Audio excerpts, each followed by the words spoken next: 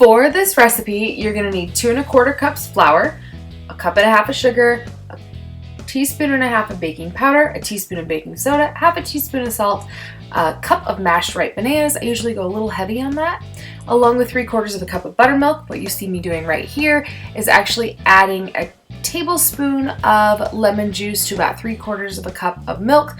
Let it sit for 5 minutes and then you get the buttermilk. Half of a cup of shortening, a teaspoon of vanilla, 2 eggs, and some chopped walnuts. Here I have my lovely assistant who is going to be doing all of the dumping. The first thing we're going to do is dump in all of our dry ingredients. So here he's got the baking powder, the baking soda, and the salt. First cup of flour, kind of a little bit of a mess. Second cup of flour. This is almost entertaining. See how it went. It's different watching it back on video than when you're there in real life. And finally, the 1/4 of a cup of flour.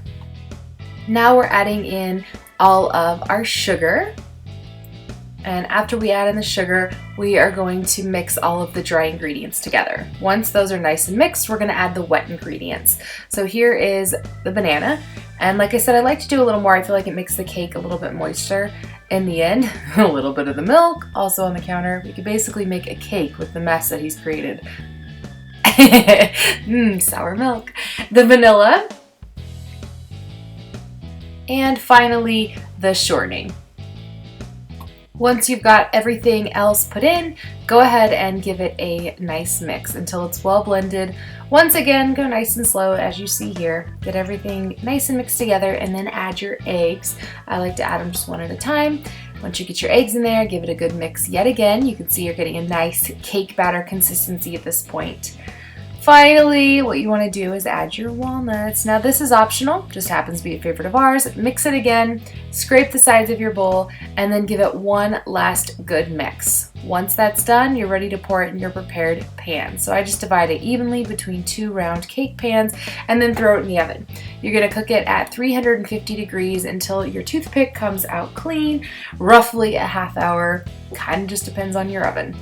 Once they're done, what I like to do with all cakes, and this is like my top secret little trick, is to cover them. So I have this big lid here and I just cover them, just loosely cover them, cakes, cupcakes, whatever, and I swear it traps the moisture in the cake and makes the cake so much softer than it would otherwise. So that's just something that I like to do.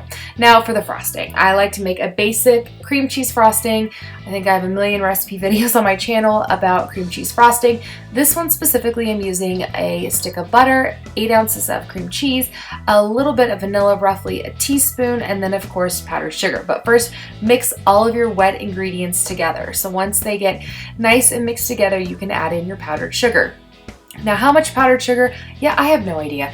It kind of just depends on how thick or how thin you want it. So what I recommend is that you start out kind of small. Start out with maybe like a cup and a half of powdered sugar and then work your way up. So give it a nice mix and then check your consistency. If it's still too thin, add a little bit more powdered sugar. You can always add more. I mean, you could always work backwards and add more butter if it's too thick or anything like that. But I like to just, start slower and then just keep incorporating it to get it to be the consistency you want.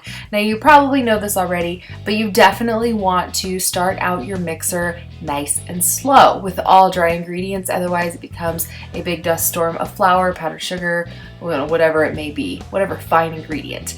Go slow until you get it to everything's nice, and starting to get incorporated, and then you can really turn it up and let it go. As you can see here, I'm getting about the consistency that I like. So soon as I'm there, which is right about now, then I am ready to frost the cakes.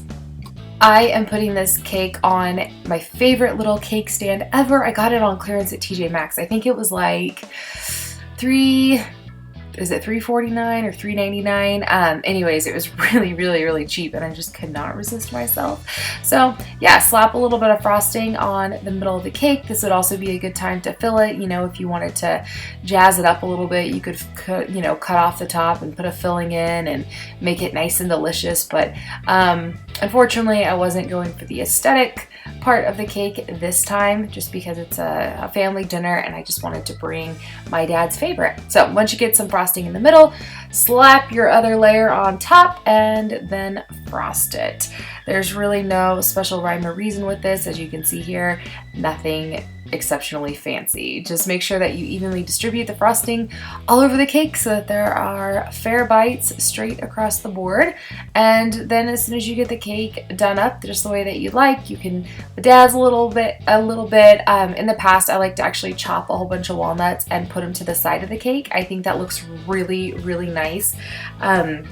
I had already put the walnuts back in the freezer at this point in time, so I didn't want to do that, but so I ended up just sprinkling a couple on the top. But yeah, so here's my finished cake. It was so yummy, one of our absolute favorites. So I hope that you guys enjoyed this recipe and it gives you something to do with your overripe bananas. I'll talk to you guys later.